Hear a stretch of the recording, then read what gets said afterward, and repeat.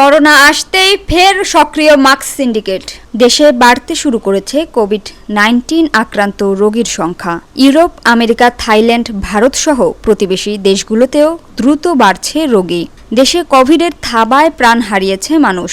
সংক্রমণের খবরে স্বাস্থ্য সুরক্ষা সামগ্রীর মাস্ক, স্যানিটাইজারের দাম বাড়ানোর সিন্ডিকেট সক্রিয় হয়ে উঠেছে। রাজধানীর বাবুবাজারের পাইকারি মাস্কের বাজারে খোঁজ নিয়ে জানা যায়, এরই মধ্যে পাইকারি পর্যায়ে মাস্কের দাম বাড়িয়ে দ্বিগুণ করেছেন একদল ব্যবসায়ী। এতে বিপাকে পড়তে হচ্ছে সাধারণ মানুষকে। অতিরিক্ত দামে মাস্ক কিনে পড়তে হচ্ছে তাদের।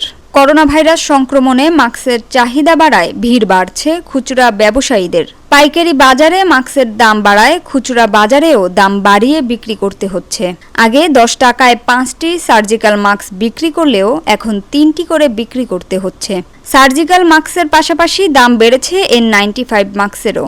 এতদিন 10 টাকা দরে এই মাস্ক বিক্রি হলেও হঠাৎ করে প্রতি পিস মাস্কের দাম হয়েছে 15 থেকে 20 টাকা। এ সুযোগে হ্যান্ড স্যানিটাইজারেরও দাম বাড়ানো হয়েছে। স্বাস্থ্য অধিদপ্তর সূত্রে জানা যায়, চলতি মাসে করোনা ভাইরাস আক্রান্ত হয়েছে 232 জন, মারা গেছে 7 জন। প্রায় প্রতিদিনই দেশের বিভিন্ন জায়গা থেকে করোনা আক্রান্ত হওয়ার খবর আসছে।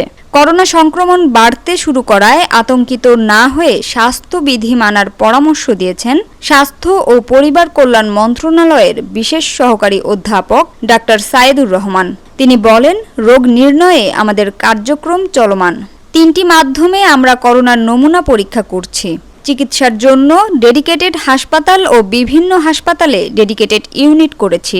রোগ নির্ণয় ও চিকিৎসার ক্ষেত্রে স্বাস্থ্য মন্ত্রণালয়ের বর্তমান প্রস্তুতি রোগীর চাপ ও বৈশ্বিক পরিস্থিতি অনুযায়ী যথেষ্ট। বাংলাদেশে যে পরিমাণ করোনা রোগী এবং পরীক্ষার যে হার, তাতে বোঝা যাচ্ছে মানুষের মধ্যে সেই মাত্রায় লক্ষণ দেখা যাচ্ছে না। করোনা নিয়ে আতঙ্কিত হওয়ার মতো এখনও কিছু দেখছি না। সংক্রমণ প্রতিরোধে 11 দফা নির্দেশনা দিয়েছেন স্বাস্থ্য অধিদপ্তর।